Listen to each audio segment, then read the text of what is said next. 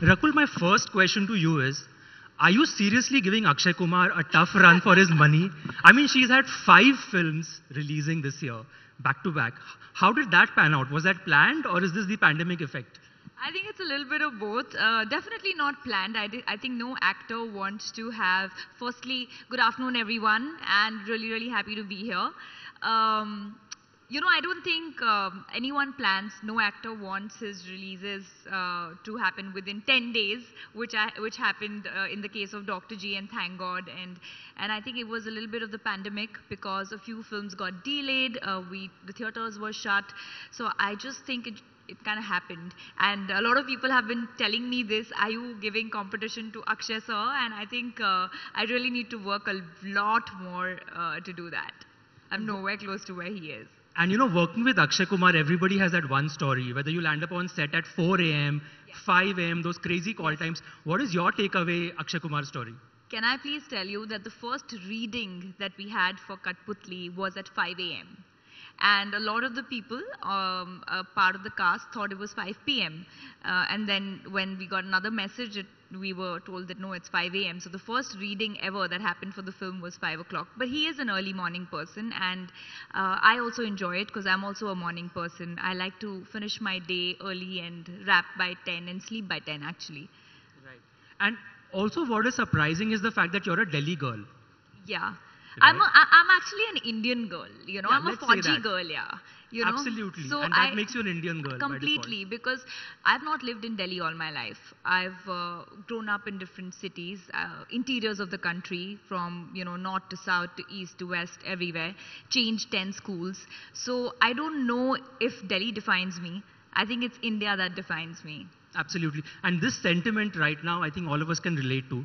Given the fact that you started off your career with regional cinema, and now today regional cinema has become Indian cinema. The lines are being blurred between a particular language and the other. When you look back at those days, when you look back at that thought that I want to become an actor, I want to be on the big screen, what is your fondest memory? What was that first day on set like? Do you remember? Wow. The first day on set, I happened to do my first film, which was when I was in first year of college.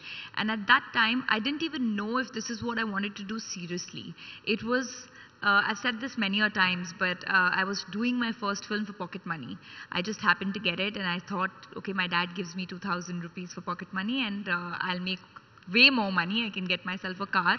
So the intention was very different. So I just went on set, I learnt up my lines, crammed up my dialogues, and I understood the process of filming and filmmaking and what is it like to be on a film set on that set.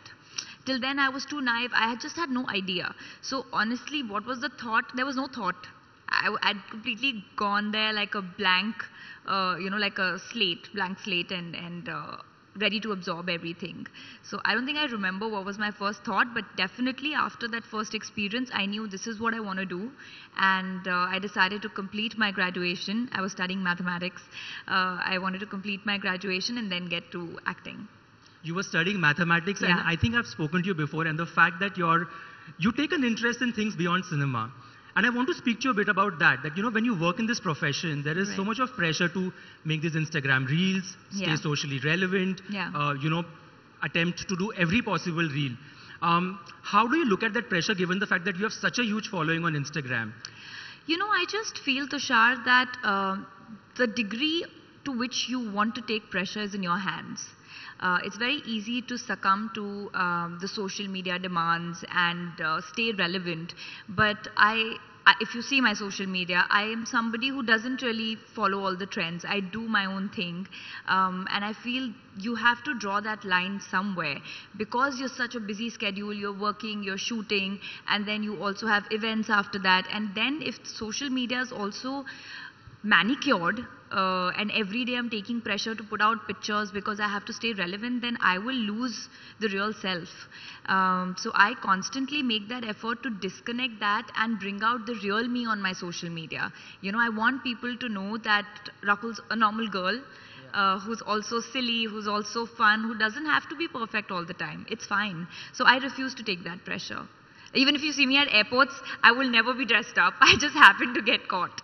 Yeah, and also when Rakul, the normal girl who's just chilling out, having her own day, When she receives a comment on a post which is from a troll, which is something hurtful, you have two options. One is you block the person, or second is you just say like, look, I'm not going to deal with this, I'm just going to ignore. What is your take on? Or the third is you reply. No, I think it's changed over the years. There are times that you get really affected. I would be lying if I say that it doesn't hurt, because at the end of the day we're all human. But I think I've learned to sort of ignore, and till the time it's not affecting me and my family, till the time it's not addressed directly or hurtful in that way, I just choose to ignore. I do sometimes block, because I don't want to revisit negativity. I just feel that there's no space in my life to go through hurtful comments, and I don't want to do that. I don't want to subject myself to that, so I sometimes end up blocking it. But then how much do you block? So you just kind of ignore. You learn to ignore. Yeah, absolutely, you learn your way. Also, what is interesting is the fact that, there's almost a role reversal sort in regional cinema and the way Hindi cinema is taken. There was a time when actors from regional cinema were trying to make inroads into Hindi films. They would approach producers, they would have conversations of what film can I do. Now, especially with Telugu cinema doing so well, films doing so well, it's almost like Bollywood stars are now auditioning to do regional cinema. What has been your take on this conversation? I think it's a great time. Honestly, I believe that cinema, we're one country, and cinema speaks a language of emotion and not really boundaries. We've over the years, and this has been happening, I think it's just that the conversation has started now. But if you look at the films in the 70s and 80s, I mean, Sridevi ma'am, Tabu ma'am, they've all worked in the South and worked here very successfully.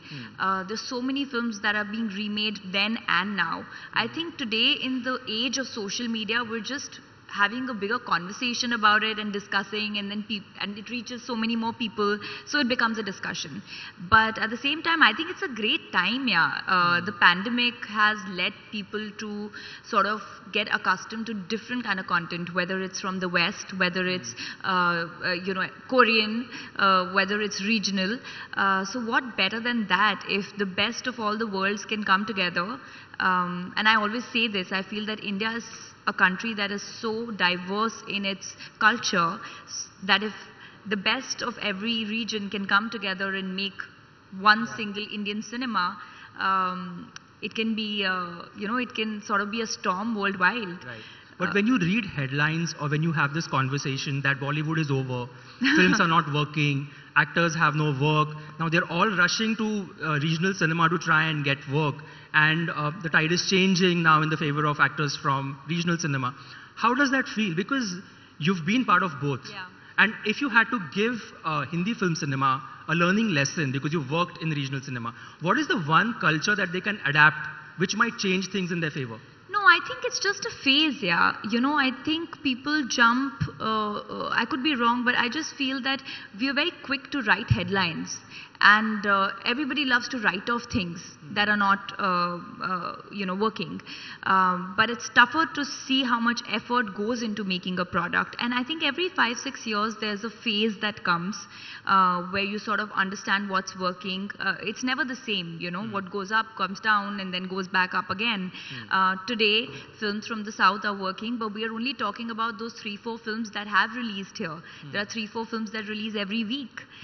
Similarly, 3-4 films have worked in Hindi also. I think what we need to understand is that, which is my personal opinion, because this is an everyday discussion, I feel that post the pandemic, the taste of the audiences has sort of changed, right?